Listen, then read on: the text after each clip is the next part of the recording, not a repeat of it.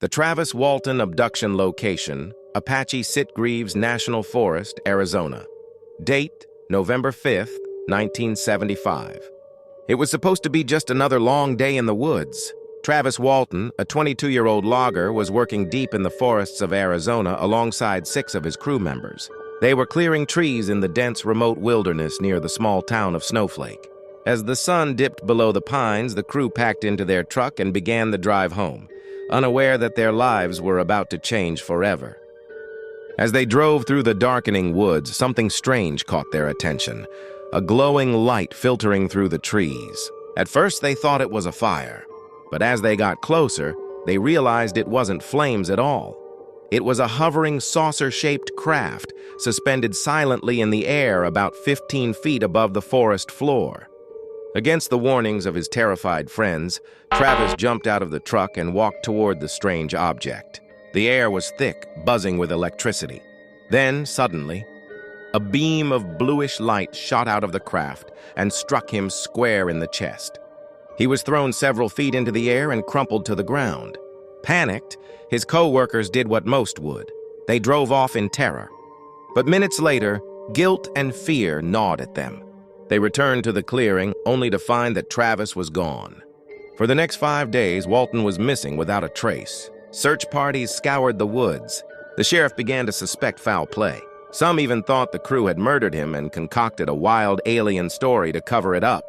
But then, on the 5th night, Travis suddenly reappeared, stumbling into a phone booth at a nearby gas station. He was disoriented, gaunt, and emotionally shattered. His first words were a whisper. "They're gone. I'm back." Walton's account of what happened during those 5 days was nothing short of horrifying. He claimed he woke up inside a metallic room, lying on a narrow table. Blinding lights shone overhead. Around him stood 3 short, hairless beings with oversized heads and pitch-black eyes, the classic gray aliens. He tried to fight them off, but they easily overpowered him without force, as if his body just wouldn't respond. Eventually, they left him alone in the room. That's when a taller humanoid entered, wearing a helmet and a tight suit. Strangely human in appearance, yet eerily silent.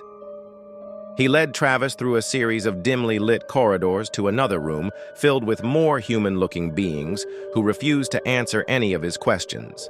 Then, blackness. The next thing Travis remembered, he was waking up on the side of the road just outside of town, watching a glowing object silently lift into the night sky before vanishing into the stars. Lie detector tests, media frenzies, and heated skepticism followed. But here's what makes the story endure. All 6 of Walton's co-workers passed lie detector tests. The emotional toll on Travis was real. He suffered nightmares and PTSD for years. He's never changed his story in nearly 50 years. And to this day, Travis Walton maintains, what happened in that forest was real, and I wish it never happened at all. Please like and follow for more supernatural true stories that will keep you up at night.